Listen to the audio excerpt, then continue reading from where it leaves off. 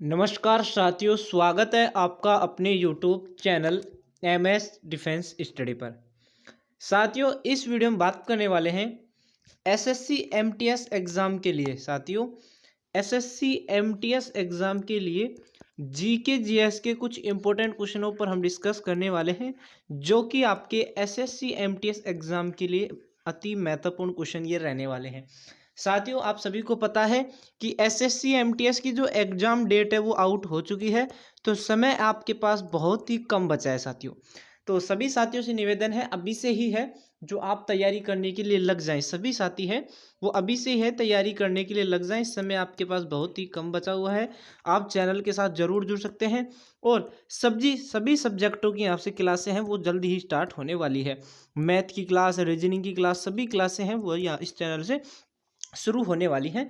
तो सभी साथी इस चैनल से ज़रूर जुड़ जाएं और पीडीएफ और नोट्स के लिए हमारे टेलीग्राम चैनल से आप जुड़ जाएं। टेलीग्राम चैनल का लिंक आपको डिस्क्रिप्शन में दिया गया है, वहां से जाकर आप टेलीग्राम चैनल को भी ज्वाइन कर सकते हैं। तो चलिए साथियों, स्टार्ट करते हैं आज के इन क्वेश्चनों को। तो क्वेश्चन साथियों आपकी स्क्रीन पर दिया गया है 426 नंबर क्वेश्चन। साथियों, डेली वीडियो अपलोड होती है तो सभी वीडियो को आप देखा करें। पता नहीं किस वीडियो से आपको क्वेश्चन जो है वो आपकी शिफ्ट में आपको देखने को मिल जाएं। तो प्रत्येक जितनी भी क्लासें यहाँ पर आपको इस चैनल पर अपलोड की जाती है, सभी क्लासों को आप पूरा अंत तक जरूर देखा करें। तो 426 नंबर क्वेश्चन है, पंच परमेश्वर पुस्तक के लेखक कौन है। साथियों, आपसे पूछा है कि पंच परमेश्वर पुस्तक के लेखक कौन है, तो इस क्वेश्चन का राइट आंसर हो जाएगा साथियों प्रेमचंद। कौन है साथियों? प्रेमचंद हैं आपके पंच परमेश्वर पुस्तक के लेखक। तो यहाँ पर जो राइट आंसर होगा ये होगा साथियों आपका ऑप्शन नंबर बी। तो इस क्वेश्चन का राइट आंसर क्या हो जाएगा साथियों? Option number B. चलिए नेक्स्ट क्वेश्चन की ओर बढ़ते हैं। अगला क्वेश्चन है 427 नंबर क्वेश्चन, मुस्लिम लीग का प्रथम जो सम्मेलन है ये कहां पर संपन्न हुआ था? तो जल्दी से आंसर दीजिए साथियों, मुस्लिम लीग का प्रथम जो सम्मेलन है ये कहाँ पर संपन्न हुआ था? तो ये आपके संपन्न हुआ था साथियों अमृतसर में। कहाँ पर संपन्न हुआ था?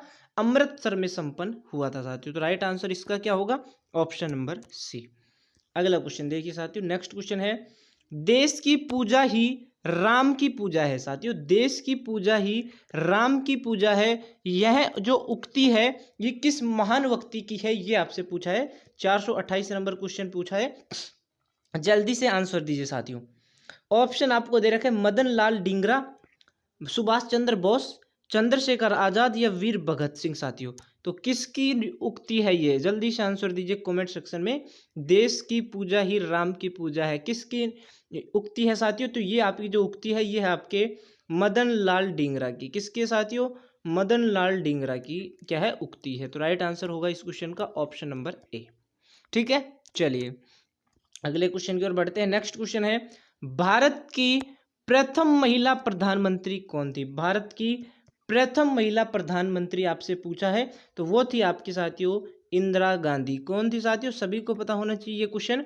भारत की प्रथम महिला जो प्रधानमंत्री थी वो थी आपकी इंदिरा गांधी। ठीक है, चलिए अगले क्वेश्चन की ओर बढ़े। चलिए नेक्स्ट क्वेश्चन है, सूर्य में उपस्थित नाभिकीय ईंधन क्या है? सूर्य में उपस्थित जो नाभिकीय ईंधन है वो आपसे पूछा है कि वो क्या है, तो वो है आपका हाइड्रोजन। क्या है साथियों? हाइड्रोजन है आपका सूर्य में उपस्थित नाभिकीय ईंधन। क्या है साथियों? हाइड्रोजन। ठीक है, चलिए अगला क्वेश्चन देखिए, विरूपाक्ष मंदिर का निर्माण, अगला क्वेश्चन है, विरूपाक्ष मंदिर का जो निर्माण है यह किस वंश के शासकों ने किया था? मौर्य वंश के ने किया था, या पल्लव वंश के ने किया था, या चालुक्य वंश ने किया था, या राष्ट्रकूट वंश ने किया था? तो आंसर दीजिए जल्दी से कमेंट सेक्शन में 431 नंबर क्वेश्चन का। तो इस क्वेश्चन का जो राइट आंसर होगा वो होगा साथियों आपका चालुक्य वंश। क्या हो जाएगा? चालुक्य वंश आपका इस क्वेश्चन का राइट आंसर हो जाएगा। विरूपाक्ष जो मंदिर का निर्माण है साथियों ये आपके चालुक्य वंश के शासकों ने किया था। ठीक है, तो राइट आंसर होगा इस क्वेश्चन का ऑप्शन नंबर सी। अगला क्वेश्चन देखिए, नेशनल स्टॉक एक्सचेंज एनएसई का जो है ये कहाँ पर स्थित है साथियों? नेशनल स्टॉक एक्सचेंज है ये आपके कहाँ पर स्थित है? तो ये आपके साथियों मुंबई में स्थित है। कहाँ पर स्थित है? मुंबई में स्थित है। तो इस क्वेश्चन का राइट आंसर क्या होगा? ऑप्शन नंबर बी हो जाएगा साथियों। इस क्वेश्चन का राइट आंसर क्या होगा? Option number B. अगला देखिए, शिमला समझौते पर हस्ताक्षर किस वर्ष हुआ था? शिमला समझौते पर जो हस्ताक्षर है साथियों, ये किस वर्ष हुआ था? तो ये आपके हुआ था साथियों 1961 में। कब हुआ था साथियों? नहीं नहीं सॉरी, शिमले समझौते पर जो हस्ताक्षर हुआ था ये आपके हुआ था साथियों 1972 में। कब हुआ था? 1972 में हुआ था आपके शिमला समझौते पर हस्ताक्षर। तो इस क्वेश्चन का जो राइट आंसर होगा ये होगा आपका ऑप्शन नंबर डी। पिछले क्वेश्चन की बात करें, पिछले क्वेश्चन में मैंने क्या राइट आंसर बताया था? ऑप्शन नंबर बी मुंबई होगा साथियों इस क्वेश्चन का, ठीक है, मुंबई ही बताया था। चलिए अगले क्वेश्चन की ओर बढ़ते हैं। अगला क्वेश्चन देखिए, 434 नंबर क्वेश्चन साथियों, पंचतंत्र की रचना किसने की थी? पंचतंत्र की रचना की यहाँ पर बात कर रहे हैं साथियों। पंचतंत्र की जो रचना है वो किसने की थी? तो पंचतंत्र की जो रचना है वो आपकी की थी विष्णु शर्मा ने। किसने की थी साथियों? विष्णु शर्मा ने की थी आपके पंचतंत्र की रचना, ठीक है। चलिए अगला क्वेश्चन देखिए, हे हेनसोंग किस देश का निवासी था साथियों? हेनसोंग जो है ये आपके किस देश का निवासी था साथियों? यूनान का था, भारत का था, अरब का था या चीन का था? तो राइट आंसर होगा 435 नंबर क्वेश्चन का, ये था आपका चीन का निवासी। कहाँ का निवासी था साथियों? चीन का निवासी था, ठीक है। चलिए साथियों वीडियो को ज़्यादा से ज़्यादा शेयर जरूर कर दीजिए और वीडियो को लाइक भी करें। 436 नंबर क्वेश्चन है, आत्महत्या की थैली, वेरी वेरी इंपॉर्टेंट साथियों, बार बार एग्जाम में पूछा जाता है ये क्वेश्चन। आत्महत्या की जो थैली है ये किसे कहा जाता है? किसे कहा जाता है? आंसर दीजिए कमेंट सेक्शन में। आत्महत्या की थैली, तो ये कहा जाता है आपके लाइसोसोम को। किसको? लाइसोसोम को कहा जाता है आपके आत्महत्या की थैली। तो इस क्वेश्चन का जो राइट आंसर होगा साथियों ये आपका होगा ऑप्शन नंबर ए। और आशा करता हूं आप सभी ने इस क्वेश्चन का ऑप्शन ए ही दिया होगा राइट आंसर। अगला देखिए 437 नंबर, लोहे की कमी कौन सा रोग होता है साथियों? लोहे की कमी से, लोहे की कमी से कौन सा रोग होता है? तो लोहे की कमी से जो रोग होता है वो होता है साथियों एनीमिया, ठीक है। ऑप्शन ए ही इस क्वेश्चन का राइट आंसर हो जाएगा। अगला देखिए साथियों 438 नंबर क्वेश्चन है, ऑक्सीजन की खोज किसने की थी? ऑक्सीजन की जो खोज है वो किसने की थी?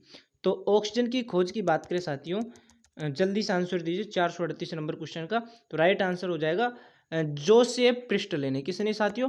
जोसेफ प्रिस्टले ने की थी आपके ऑक्सीजन की खोज। तो इस क्वेश्चन का जो राइट आंसर होगा ये होगा ऑप्शन नंबर बी, ठीक है। चलिए अगले क्वेश्चन की ओर बढ़े साथियों। तो अगला क्वेश्चन है 439 नंबर क्वेश्चन है, हर्षवर्धन ने शासनकाल में, हर्षवर्धन के शासनकाल में उत्तर भारत का जो सबसे जो महत्वपूर्ण शहर है वो कौन सा था साथियों? जल्दी से आंसर दीजिए 439 नंबर क्वेश्चन का। मगध था, कन्नौज था, मथुरा था या पाटलिपुत्र था? तो इस क्वेश्चन का जो राइट आंसर होगा वो हो जाएगा साथियों कन्नौज। क्या हो जाएगा? कन्नौज। तो राइट आंसर होगा इस क्वेश्चन का ऑप्शन नंबर बी, ठीक है।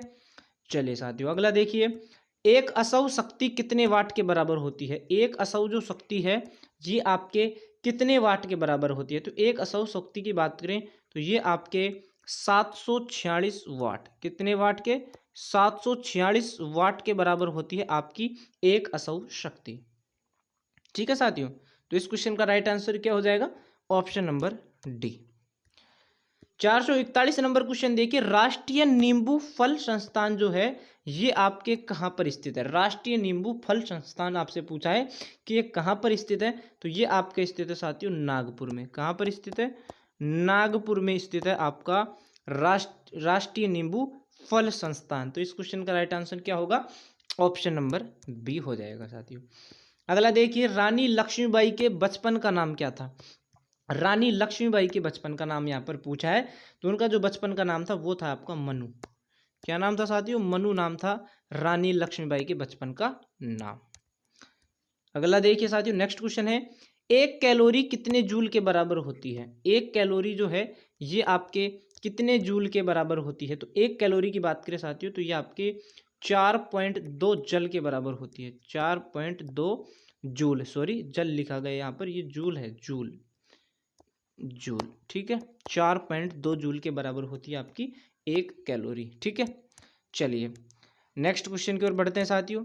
अगला क्वेश्चन देखिए 444 नंबर क्वेश्चन है, अरावली पर्वत किस प्रकार की पर्वत का उदाहरण है? अरावली जो पर्वत है ये किस प्रकार के पर्वत का उदाहरण है? तो ये आपके अवशिष्ट पर्वत का उदाहरण है। जो अरावली पर्वत है साथियों, ये आपके अवशिष्ट पर्वत का उदाहरण है। तो इस क्वेश्चन का जो राइट आंसर होगा ये होगा आपका ऑप्शन नंबर ए। ठीक है, चलिए अगला देखिए, पंपास घास के मैदान, पंपास घास के जो मैदान है ये किस देश में स्थित है? जल्दी से आंसर दीजिए कमेंट सेक्शन में।